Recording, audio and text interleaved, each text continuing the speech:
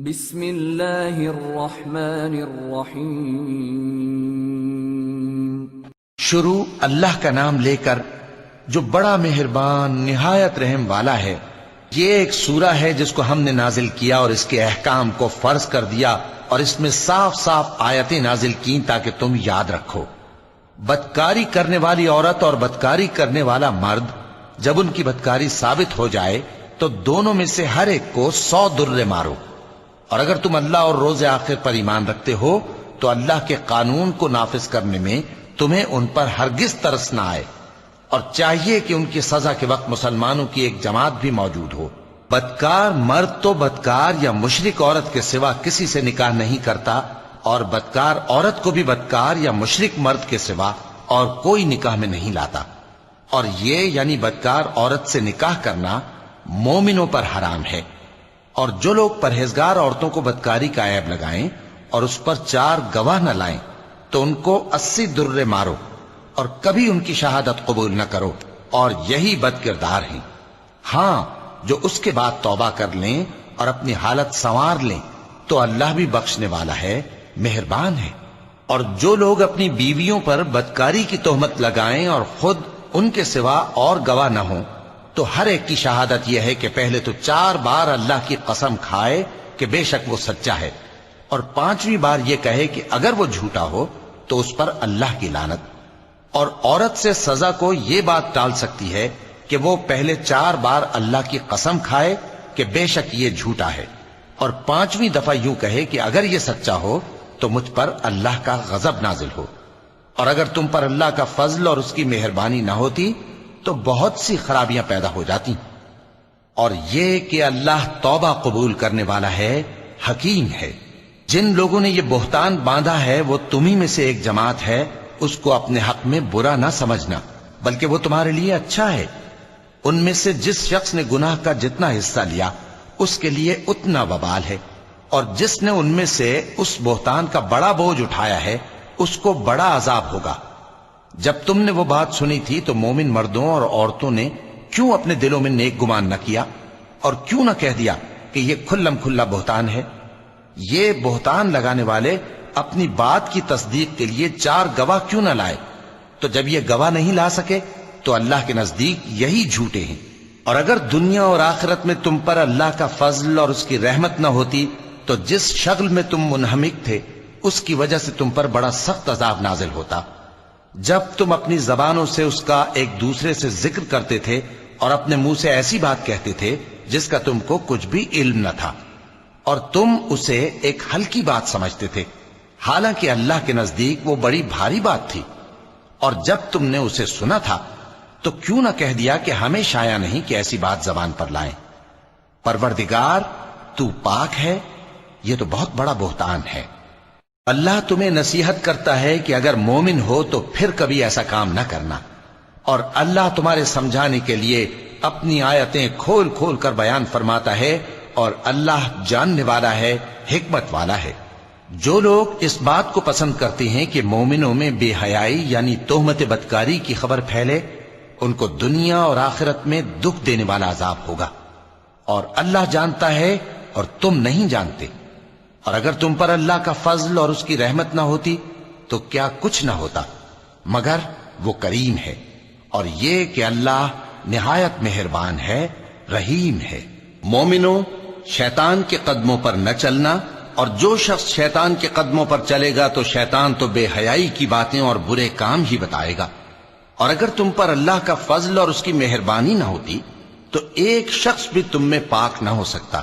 مگر اللہ جس کو چاہتا ہے پاک کر دیتا ہے، اور اللہ سننے والا ہے، جاننے والا ہے۔ اور جو لوگ تم میں صاحب فضل اور صاحب مال ہیں وہ اس بات کی قسم نہ کھائیں کہ رشتہ داروں اور محتاجوں اور وطن چھوڑ جانے والوں کو کچھ نہیں دیں گے، اور ان کو چاہیے کہ معاف کر دیں اور درگزر کریں۔ کیا تم پسند نہیں کرتے کہ اللہ تم کو بخش دے؟ اور اللہ تو بخشنے والا ہے، مہربان ہے۔ جو لوگ پرہیزگار اور برے کاموں سے بے خبر اور ایماندار عورتوں پر بدکاری کی تہمت لگاتے ہیں ان پر دنیا اور آخرت دونوں میں لعنت ہے، اور ان کو سخت عذاب ہوگا۔ یعنی قیامت کے روز جس دن ان کی زبانیں اور ہاتھ اور پاؤں سب ان کے کاموں کی گواہی دیں گے۔ اس دن اللہ ان کو ان کے اعمال کا پورا پورا اور ٹھیک ٹھیک بدلہ دے گا، اور ان کو معلوم ہو جائے گا کہ اللہ برحق اور حق کو ظاہر کرنے والا ہے۔ ناپاک عورتیں ناپاک مردوں کے لیے ہیں، اور ناپاک مرد ناپاک عورتوں کے لیے، اور پاک عورتیں پاک مردوں کے لیے ہیں، اور پاک مرد پاک عورتوں کے لیے۔ یہ پاک لوگ ان جھوٹوں کی باتوں سے بری ہیں،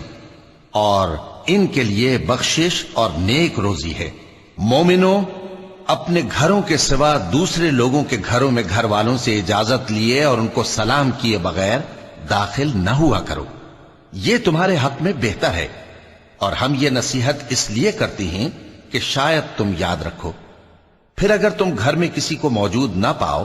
تو جب تک تم کو اجازت نہ دی جائے اس میں مت داخل ہو، اور اگر یہ کہا جائے کہ اس وقت لوٹ جاؤ تو لوٹ جایا کرو، یہ تمہارے لیے بڑی پاکیزگی کی بات ہے، اور جو کام تم کرتے ہو اللہ سب جانتا ہے۔ ہاں، اگر تم کسی ایسے مکان میں جاؤ جس میں کوئی نہ بستا ہو اور اس میں تمہارا اسباب رکھا ہو تو تم پر کچھ گناہ نہیں، اور جو کچھ تم ظاہر کرتے ہو اور جو پوشیدہ کرتے ہو اللہ کو سب معلوم ہے۔ مومن مردوں سے کہہ دو کہ اپنی نظریں نیچی رکھا کریں اور اپنی شرمگاہوں کی حفاظت کیا کریں، یہ ان کے لیے بڑی پاکیزگی کی بات ہے، اور جو کام یہ کرتے ہیں اللہ ان سے خبردار ہے۔ اور مومن عورتوں سے کہہ دو کہ وہ بھی اپنی نگاہیں نیچی رکھا کریں اور اپنی شرمگاہوں کی حفاظت کیا کریں، اور اپنی آرائش یعنی زیور کے مقامات کو ظاہر نہ ہونے دیا کریں مگر جو اس میں سے کھلا رہتا ہو، اور اپنے سینوں پر اوڑھنیاں اوڑھے رہا کریں، اور اپنے خاوند اور باپ اور خسر اور بیٹوں اور خاوند کے بیٹوں اور بھائیوں اور بھتیجوں اور بھانجوں اور اپنی جیسی مومن عورتوں اور لونڈی غلاموں کے سوا نیز ان خدام کے جو عورتوں کی خواہش نہ رکھیں، یا ایسے لڑکوں کے جو عورتوں کے پردے کی چیزوں سے واقف نہ ہوں، غرض ان لوگوں کے سوا کسی پر اپنی زینت اور سنگھار کے مقامات کو ظاہر نہ ہونے دیں، اور اپنے پاؤں ایسے طور سے زمین پر نہ مارے کہ جھنکار کانوں میں پہنچے اور ان کا پوشیدہ زیور معلوم ہو جائے۔ اور مومنوں، سب اللہ کے آگے توبہ کرو تاکہ فلاح پاؤ، اور اپنی قوم کی بیوہ عورتوں کے نکاح کر دیا کرو، اور اپنے غلاموں اور لونڈیوں کے بھی جو نیک ہوں نکاح کر دیا کرو۔ اگر وہ مفلس ہوں گے تو اللہ ان کو اپنے فضل سے غنی کر دے گا، اور اللہ بہت وسعت والا ہے، سب کچھ جاننے والا ہے۔ اور جن کو بیاہ کا مقدور نہ ہو وہ پاک دامنی کو اختیار کیے رہیں یہاں تک کہ اللہ ان کو اپنے فضل سے غنی کر دے۔ اور جو غلام تم سے مکاتبت یعنی مال دے کر پروانہ آزادی کی تحریر چاہیں، اگر تم ان میں صلاحیت اور نیکی پاؤ تو ان سے مکاتبت کر لو، اور اللہ نے جو مال تم کو بخشا ہے اس میں سے ان کو بھی دو۔ اور اپنی باندیوں کو اگر وہ پاک دامن رہنا چاہیں تو دنیاوی زندگی کے فوائد حاصل کرنے کے لیے بدکاری پر مجبور نہ کرنا،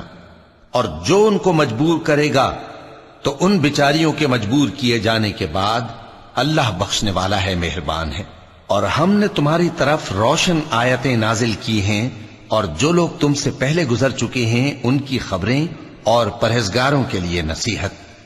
اللہ آسمانوں اور زمین کا نور ہے، اس کے نور کی مثال ایسی ہے کہ گویا ایک طاق ہے جس میں ایک چراغ ہے، اور چراغ ایک قندیل میں ہے، اور قندیل ایسی صاف شفاف ہے کہ گویا موتی کا سا چمکتا ہوا تارا ہے۔ اس میں ایک مبارک درخت کا تیل جلایا جاتا ہے یعنی زیتون کا، کہ نہ مشرق کی طرف ہے نہ مغرب کی طرف۔ ایسا معلوم ہوتا ہے کہ اس کا تیل خواہ آگ اسے نہ بھی چھوئے جلنے کو تیار ہے۔ بڑی روشنی پر روشنی ہو رہی ہے۔ اللہ اپنے نور سے جس کو چاہتا ہے سیدھی راہ دکھاتا ہے، اور اللہ جو مثالیں بیان فرماتا ہے تو لوگوں کے سمجھانے کے لیے، اور اللہ ہر چیز سے واقف ہے۔ وہ قندیل ان گھروں میں ہے جن کے بارے میں اللہ نے ارشاد فرمایا ہے کہ بلند کیے جائیں اور وہاں اللہ کے نام کا ذکر کیا جائے، اور ان میں صبح و شام اس کی تسبیح کرتے ہیں۔ ایسے لوگ جن کو اللہ کے ذکر اور نماز پڑھنے اور زکوٰۃ دینے سے نہ سوداگری غافل کرتی ہے نہ خرید و فروخت، وہ اس دن سے جب دل خوف اور گھبراہٹ کے سبب الٹ جائیں گے اور آنکھیں اوپر چڑھ جائیں گی، ڈرتے ہیں تاکہ اللہ ان کو ان کے اعمال کا بہت اچھا بدلہ دے اور اپنے فضل سے زیادہ بھی عطا فرمائے، اور اللہ جس کو چاہتا ہے بے حساب رزق دیتا ہے۔ اور جن لوگوں نے کفر کیا ان کے اعمال کی مثال ایسی ہے جیسے میدان میں ریت کہ پیاسا اسے پانی سمجھے، یہاں تک کہ جب اس کے پاس آئے تو اسے کچھ بھی نہ پائے اور اللہ ہی کو اپنے پاس دیکھے تو وہ اسے اس کا حساب پورا پورا چکا دے، اور اللہ جلد حساب کرنے والا ہے۔ یا ان کے اعمال کی مثال ایسی ہے جیسے گہرے سمندر میں اندھیرے جس پر لہر چڑھی چلی آتی ہو اور اس کے اوپر اور لہر آ رہی ہو اور اس کے اوپر بادل ہو، غرض اندھیرے ہی اندھیرے ہوں، ایک پر ایک چھایا ہوا، جب اپنا ہاتھ نکالے تو کچھ نہ دیکھ سکے، اور جس کو اللہ روشنی نہ دے اس کو کہیں بھی روشنی نہیں مل سکتی۔ کیا تم نے نہیں دیکھا کہ جو لوگ آسمانوں اور زمین میں ہیں اللہ کی تسبیح کرتے رہتے ہیں، اور پر پھیلائے ہوئے پرندے بھی،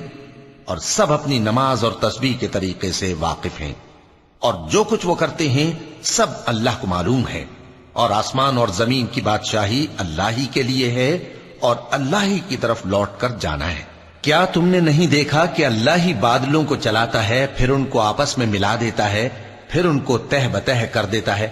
پھر تم دیکھتے ہو کہ بادل سے مے نکل کر برس رہا ہے، اور آسمان میں جو اولوں کے پہاڑ ہیں ان سے اولے نازل کرتا ہے، تو جس پر چاہتا ہے اس کو برسا دیتا ہے اور جس سے چاہتا ہے ہٹا رکھتا ہے، اور بادل میں جو بجلی ہوتی ہے اس کی چمک آنکھوں کو خیرہ کر کے بینائی کو اچ کے لیے جاتی ہے۔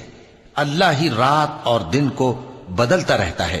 اہل بصارت کے لیے اس میں بڑی عبرت ہے۔ اور اللہ ہی نے ہر چلنے پھرنے والے جاندار کو پانی سے پیدا کیا، تو ان میں سے بعض ایسے ہیں کہ پیٹ کے بل چلتے ہیں، اور بعض ایسے ہیں جو 2 پاؤں پر چلتے ہیں، اور بعض ایسے ہیں جو 4 پاؤں پر چلتے ہیں۔ اللہ جو چاہتا ہے پیدا کرتا ہے، بے شک اللہ ہر چیز پر قادر ہے۔ ہم ہی نے روشن آیتیں نازل کی ہیں، اور اللہ جس کو چاہتا ہے سیدھے راستے کی طرف ہدایت کرتا ہے۔ اور بعض لوگ کہتے ہیں کہ ہم اللہ پر اور رسول پر ایمان لائے اور ان کا حکم مان لیا، پھر اس کے بعد ان میں سے ایک فریق پھر جاتا ہے، اور یہ لوگ صاحب ایمان ہی نہیں ہیں، اور جب ان کو اللہ اور اس کے رسول کی طرف بلایا جاتا ہے تاکہ پیغمبر ان کا قضیہ چکا دیں، تو ان میں سے ایک فریق منہ پھیر لیتا ہے، اور اگر ان کو حق ملتا ہو تو اس کی طرف قبول کر کے چلے آتے ہیں۔ کیا ان کے دلوں میں بیماری ہے، یا یہ شک میں ہیں، یا ان کو یہ خوف ہے کہ اللہ اور اس کا رسول ان پر ظلم کریں گے؟ نہیں، بلکہ یہ خود ہی ظالم ہیں۔ مومنوں کی تو یہ بات ہے کہ جب اللہ اور اس کے رسول کی طرف بلائے جائیں تاکہ وہ ان میں فیصلہ کریں تو کہیں کہ ہم نے حکم سن لیا اور مان لیا، اور یہی لوگ فلاح پانے والے ہیں۔ اور جو شخص اللہ اور اس کے رسول کی فرما برداری کرے گا اور اس سے ڈرے گا اور اس کا تقوی اختیار کرے گا تو ایسے ہی لوگ مراد کو پہنچنے والے ہیں۔ اور یہ اللہ کی سخت سخت قسمیں کھاتے ہیں کہ اگر تم ان کو حکم دو تو سب گھروں سے نکل کھڑے ہوں۔ کہہ دو کہ قسمیں مت کھاؤ، پسندیدہ فرما برداری درکار ہے، بے شک اللہ تمہارے سب اعمال سے خبردار ہے۔ کہہ دو کہ اللہ کی فرما برداری کرو اور رسول کے حکم پر چلو، اگر منہ موڑو گے تو رسول پر اس چیز کا ادا کرنا ہے جو ان کے ذمے ہے، اور تم پر اس چیز کا ادا کرنا ہے جو تمہارے ذمے ہے، اور اگر تم ان کے فرمان پر چلو گے تو سیدھا رستہ پالو گے، اور رسول کے ذمے تو صاف صاف پہنچا دینا ہے۔ جو لوگ تم میں سے ایمان لائے اور نیک کام کرتے رہے ان سے اللہ کا وعدہ ہے کہ ان کو ملک کا حاکم بنا دے گا، جیسا ان سے پہلے لوگوں کو حاکم بنایا تھا، اور ان کے دین کو جسے اس نے ان کے لیے پسند کیا ہے مستحکم و پائیدار کرے گا، اور خوف کے بعد ان کو امن بخشے گا۔ وہ میری عبادت کریں گے اور میرے ساتھ کسی چیز کو شریک نہ بنائیں گے، اور جو اس کے بعد کفر کرے تو ایسے ہی لوگ بد کردار ہیں۔ اور نماز پڑھتے رہو اور زکوٰۃ دیتے رہو اور پیغمبر کے فرمان پر چلتے رہو تاکہ تم پر رحمت کی جائے، اور ایسا خیال نہ کرنا کہ کافر لوگ ہم کو زمین میں مغلوب کر دیں گے، ان کا ٹھکانہ دوزخ ہے اور وہ بہت برا ٹھکانہ ہے۔ مومنوں، تمہارے باندی غلام اور جو بچے تم میں سے بلوغ کو نہیں پہنچے 3 دفعہ یعنی 3 اوقات میں تم سے اجازت لیا کریں، ایک تو نماز فجر سے پہلے، اور دوسرے گرمی کی دوپہر کو جب تم کپڑے اتار دیتے ہو، اور تیسرے عشاء کی نماز کے بعد۔ یہ 3 وقت تمہارے پردے کے ہیں، ان کے آگے پیچھے یعنی دوسرے وقتوں میں نہ تم پر کچھ گناہ ہے اور نہ ان پر، کہ کام کاج کے لیے ایک دوسرے کے پاس آتے رہتے ہو۔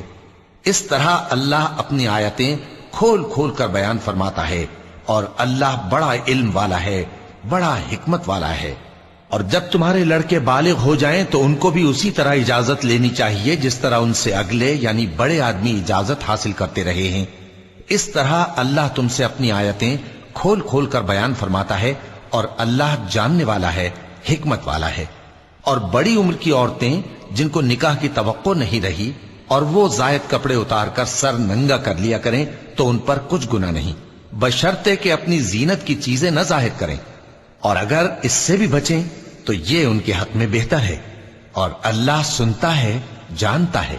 نہ تو اندھے پر کچھ گناہ ہے اور نہ لنگڑے پر اور نہ بیمار پر اور نہ خود تم پر کہ اپنے گھروں سے کھانا کھاؤ، یا اپنے باپ دادا کے گھروں سے، یا اپنی ماؤں کے گھروں سے، یا بھائیوں کے گھروں سے، یا اپنی بہنوں کے گھروں سے، یا اپنے چچاؤں کے گھروں سے، یا اپنی پھوپھیوں کے گھروں سے، یا اپنے ماموؤں کے گھروں سے، یا اپنی خالاؤں کے گھروں سے، یا اس گھر سے جس کی کنجیاں تمہارے ہاتھ میں ہوں، یا اپنے دوستوں کے گھروں سے۔ اور اس کا بھی تم پر کچھ گناہ نہیں کہ سب مل کر کھانا کھاؤ یا جدا جدا۔ پھر جب گھروں میں جایا کرو تو اپنے گھر والوں کو سلام کیا کرو، یہ اللہ کی طرف سے مبارک اور پاکیزہ تحفہ ہے۔ اس طرح اللہ اپنی آیتیں کھول کھول کر بیان فرماتا ہے تاکہ تم سمجھو۔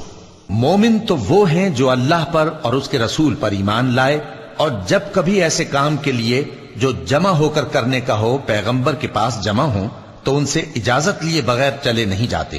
اے پیغمبر، جو لوگ تم سے اجازت حاصل کرتے ہیں وہی اللہ پر اور اس کے رسول پر ایمان رکھتے ہیں۔ سو جب یہ لوگ تم سے کسی کام کے لیے اجازت مانگا کریں تو ان میں سے جسے چاہا کرو اجازت دے دیا کرو،